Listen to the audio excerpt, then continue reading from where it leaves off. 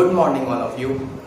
आज के क्लास में हम लोग देखेंगे कि एलसीएम और एचसीएफ के बीच में क्या रिलेशन है, क्योंकि अब तक हम लोगों ने एलसीएम भी देख लिया, एचसीएफ भी देख लिया कि एचसीएफ भी हम लोग दो तरीके से निकाल सकते हैं, प्राइम फैक्टराइजेशन मेथड और डिवीजन मेथड। उसके बाद एलसीएम भी हम लोग दो तरीके से निकाल सकते हैं, prime factorization method and division method. अब हम लोग जाने कि एचसीएफ और एलसीएम इन दोनों के बीच में रिलेशन क्या है। ठीक है, तो आज की क्लास में हम लोग इसके बीच में रिलेशन को देखने वाले हैं। तो अगर मैं कहूं कि किसी भी दो नंबर का अगर आप एचसीएफ आपसे पूछा जाए या एलसीएम पूछा जाए तो आप इजीली निकाल देंगे। सपोज कि अगर मैं पूछता हूं कि 4 और 12 इसका मुझे एचसीएफ बताइए और एलसीएम भी बताइए, चाहे जिस मेथड से आप बताइए। ठीक है, तो सपोज कि मैं इसका अगर एचसीएफ निकालता हूं प्राइम फैक्टराइजेशन मेथड से तो क्या निकलेगा, 2 2s are 4 और बस इतना ही होगा। ठीक है, 12 कितने बार में जाएगा, 2 से जाएगा 6 टाइम्स में और 2 से जाएगा फिर से 3 टाइम्स में। यानी कि हम लोग लिख सकते हैं 4 को क्या 2 इंटू 2 और 12 को क्या लिख सकते हैं 2 इंटू 2 इंटू 3। अच्छा, अब इस केस में हमें एचसीएफ के केस में अगर हमें जब एचसीएफ निकालना होता था तो हम क्या करते थे, सबसे मिनिमम टाइम्स कॉमन नंबर का रिपीटिशन लेते थे। तो देखें कि इसमें कॉमन नंबर है क्या, तो 2 कॉमन है, तो 2 सबसे कम बार किस में आया है, तो 2 दोनों में कितने बार आया है, 2 बार, 2 इंटू 2 है ना, 2 बार आया। यानी कि मिनिमम टाइम रिपीटिशन क्या हो जाएगा, 2 इंटू 2। क्लियरली बात समझ में आया, यानी इसका एचसीएफ क्या हो जाएगा 4। ओके, इतनी बात समझ में आ गई। अच्छा, अब अगर मैं कहूं कि इसका एलसीएम क्या हो जाएगा, तो इसका एलसीएम अगर मुझे निकालना होगा तो सेम वही प्रोसेस रहेगा, प्राइम फैक्टराइजेशन किए, ये किए। ठीक है, अब क्या करते हैं कि इसमें नॉन कॉमन टर्म को भी लेते हैं, common term into non common term. अब कॉमन टर्म में क्या लेते हैं, तो कॉमन टर्म में मैक्सिमम रिपीटेशन वाला लेते हैं। एचसीएफ में क्या करते थे, मिनिमम रिपीटेशन वाला, लेकिन एलसीएम में क्या करते हैं, मैक्सिमम रिपीटेशन वाला, उल्टा कर लेते हैं जस्ट। ठीक है, तो अब कॉमन टर्म, ये कॉमन टर्म में मैक्सिमम रिपीटेशन क्या है, तो 2 है। तो देयरफॉर यहां से एलसीएम अगर मुझे लिखना होगा, इधर ही लिख दे रहा हूं, एलसीएम इज इक्वल टू क्या हो जाएगा, 2 इंटू 2। अब 3 को भी लेंगे, क्यों, क्योंकि नॉन कॉमन टर्म भी लेना होता है, 3 भी ले लिए, यानी कितना आया 12। यानी कि हमारा एचसीएफ आया 4 और एलसीएम आया कितना 12। ये बात समझ में आ रही है। अगर मैं एचसीएफ इंटू एलसीएम करता हूं, एचसीएफ इंटू एलसीएम, ये है हमारा एचसीएफ और ये है हमारा क्या एलसीएम। तो अगर मैं एचसीएफ और एलसीएम को मल्टीप्लाई करता हूं तो क्या मिलेगा, 4 इंटू 12 अगर मल्टीप्लाई करूंगा तो क्या मिलेगा 48, है कि नहीं, बात समझ में आया। 12 4 से कितना हुआ 48। ठीक, अब जरा देखिए कि इस एचसीएफ और एलसीएम में और ये दोनों नंबर में कुछ चीजें सिमिलरिटीज दिख रही हैं। तो हाँ, हम कह सकते हैं कि दो नंबर का प्रोडक्ट, किसी भी दो नंबर का प्रोडक्ट, यानी ये एक नंबर हुआ, ये एक नंबर हुआ, इन दोनों नंबर का प्रोडक्ट उसके एलसीएम और एचसीएफ के प्रोडक्ट के बराबर होगा। देखिए, यानी अगर मैं दोनों नंबर का प्रोडक्ट करूं, यानी कि प्रोडक्ट ऑफ 4 एंड 12 कितना हो जाएगा, 4 इंटू 12 कितना हो जाएगा 48। देखिए, तो प्रोडक्ट ऑफ 2 नंबर किसके बराबर आया, ये भी 48 आया और ये भी 48 आया। बात क्लियरली समझ में आ रहा है। यानी एचसीएफ और एलसीएम में क्या रिलेशन दिखा हमें, कि दो नंबर का प्रोडक्ट अगर हम करेंगे तो वो बराबर होगा किसके, उसके एचसीएफ और उसके एलसीएम के प्रोडक्ट के बराबर। क्लियरली बात समझ में आई। अच्छा, कुछ और एक एग्जांपल देख लेते हैं, जैसे 26 और 24, इसका हमें जानना है कि एचसीएफ और एलसीएम के बीच में क्या रिलेशन है। तो हम तो बोल दिए कि इसके एचसीएफ और एलसीएम के बीच में रिलेशन यही आएगा कि इन दोनों नंबर का जो प्रोडक्ट होगा, यानी कि product of two number is equal to product of HCF and LCM of the numbers. अब जरा देखें कि इसका HCF LCM कैसे निकालेंगे। तो HCF निकालने के लिए हम क्या करेंगे, हम डायरेक्ट डिवीजन मेथड का यूज करते हैं अभी, ठीक है। डिवीजन मेथड से भी बता दे रहे हैं। 26 कितने टाइम्स हो जाएगा, 24, कितना आया 2, फिर 2 से कितने टाइम्स में 24, 12, 2 1s are 2, 0 4, 2 2s are 4, ठीक है। यानी कितना आया हमारा HCF, तो हमारा HCF आ गया कितना 2।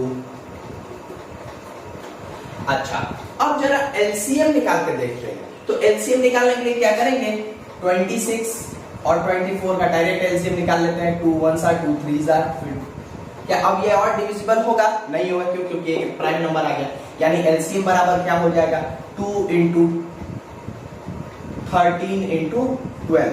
अगर इसको मल्टीप्लाई करते हैं तो हमें क्या मिल जाएगा, 24 into 13 कितना हो जाएगा, 13 चौके 52 का 2 कैरी हुआ 5 और 13 दूनी 26 और 5 31, 312।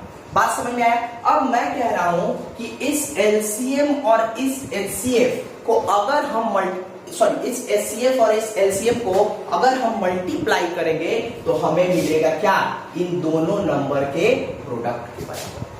अब जरा हम देख लेते हैं कि इन दोनों नंबर का प्रोडक्ट क्या होगा और HCF और LCM का प्रोडक्ट क्या होगा। तो देखिए यहां पे करता हूं, 26 और 24 का प्रोडक्ट क्या होगा, 6 4s are 24, 4 कैरी 2, फिर 4 2s are 8 और 2 10, ठीक है। फिर 6 दूनी का 12 का 2 कैरी 1, 2 दूनी 4 और 1 5, ठीक है। कितना आया 4 2 और ये 6। यानी प्रोडक्ट ऑफ टू नंबर हमें क्या मिला, product of two numbers is equal to हमें मिला 6 2 4। यानी इन दोनों को मल्टीप्लाई किए तो हमें क्या मिला, 2 नंबर 6 2 4 624। अब product of LCM and HCF कर लेते हैं। Product of LCM and HCF क्या हमें मिलेगा, जरा देखिए तो 312 और 2 को मल्टीप्लाई कीजिए कितना आएगा, तो 312 और 2 को मल्टीप्लाई करेंगे, 2 2s are 4, 2 और 3 2s are 6, यानी 624। बात क्लियरली समझ में आ रही है कि नहीं। यानी कि हमने देखा कि प्रोडक्ट ऑफ टू नंबर और product of their HCF and LCM दोनों क्या आया, बराबर आया। तो हमने रिलेशन निकाला, हमने क्या रिलेशन निकाला कि दो नंबर का प्रोडक्ट, यानी हम कह सकते हैं कि LCM into HCF, LCM into HCF of two numbers is equal to product of two numbers। यानी कि LCM into HCF ऑफ दो नंबर के LCM और HCF का प्रोडक्ट क्या होगा, उन दोनों नंबर के मल्टीप्लिकेशन के बराबर होगा, यानी उन दोनों नंबर के प्रोडक्ट के इक्वल होगा। इतनी बात समझ में आ गई। तो कुछ फॉर्मूले अभी मैं लिख रहा हूं, ठीक है, उन फॉर्मूलों को अच्छे से समझ लीजिए, उन्हीं के बेसिस पे अब क्वेश्चंस आपसे पूछे जाएंगे, ठीक। देखिए हमारे पास 4 फॉर्मूले हैं, ठीक है। सबसे इंपॉर्टेंट फॉर्मूला है हमारा ये कि किसी भी दो नंबर का LCM और HCF का जो प्रोडक्ट होगा वो क्या होगा, उन दोनों नंबर्स के प्रोडक्ट के इक्वल होगा, ठीक है।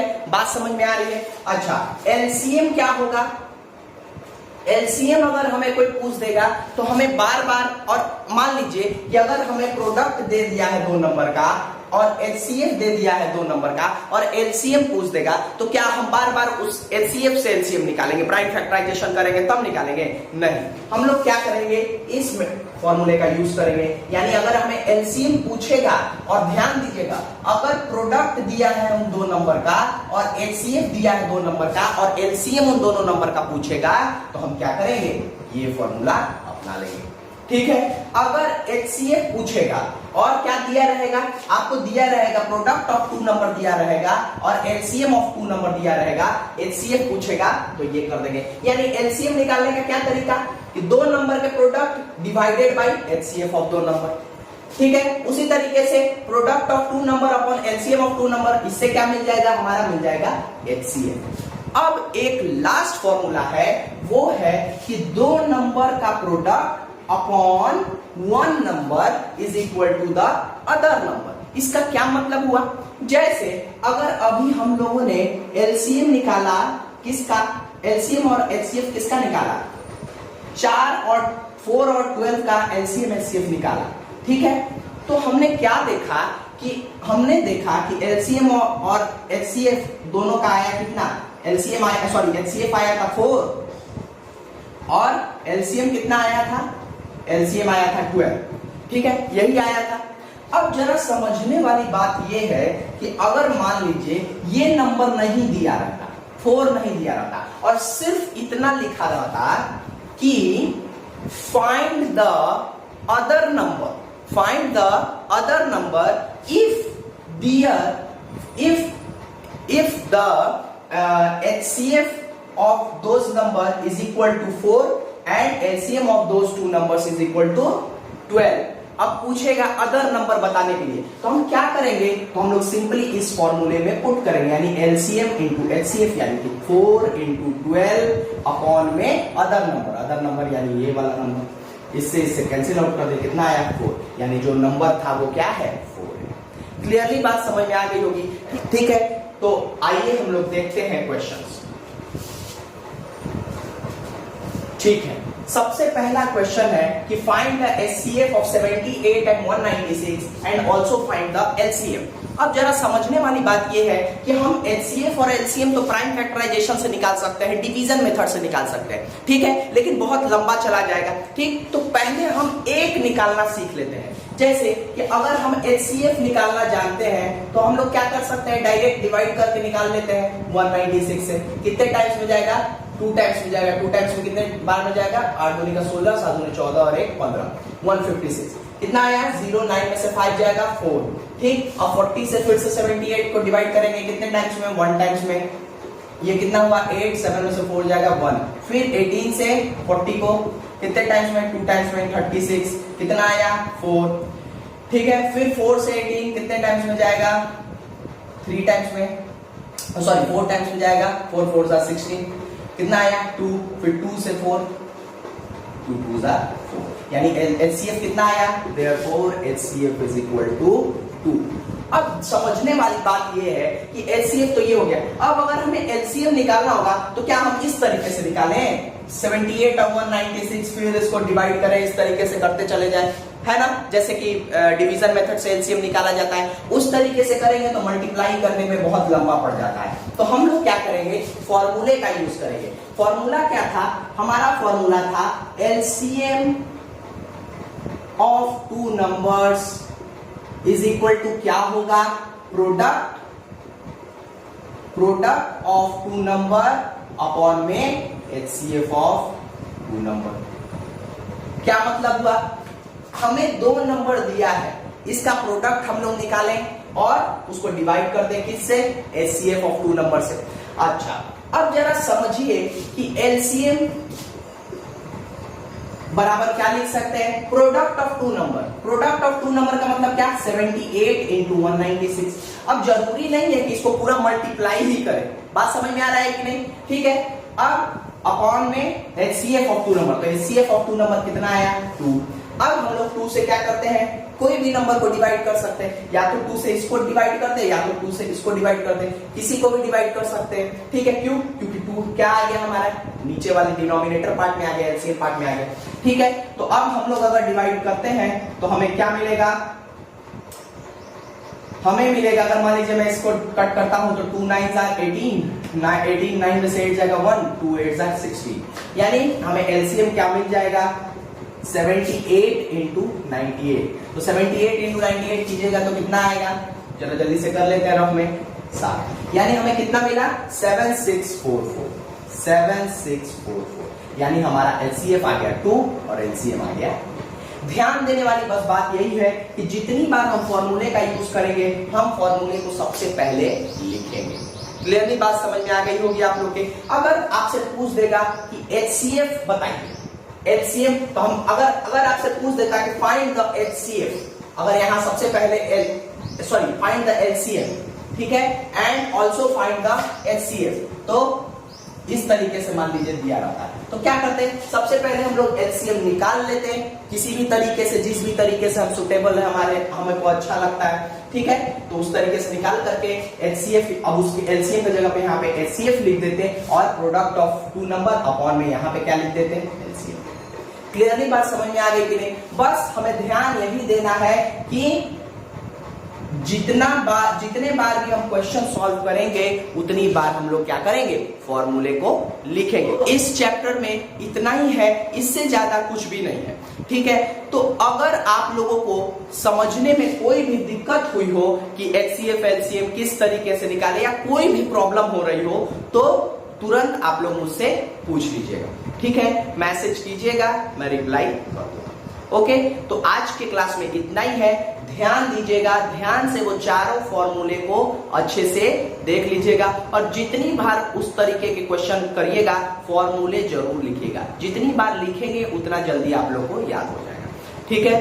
तो आज के क्लास के लिए इतना ही है। आज का आपका होमवर्क है एक्सरसाइज 5.3। ओके, तो thank you all of you.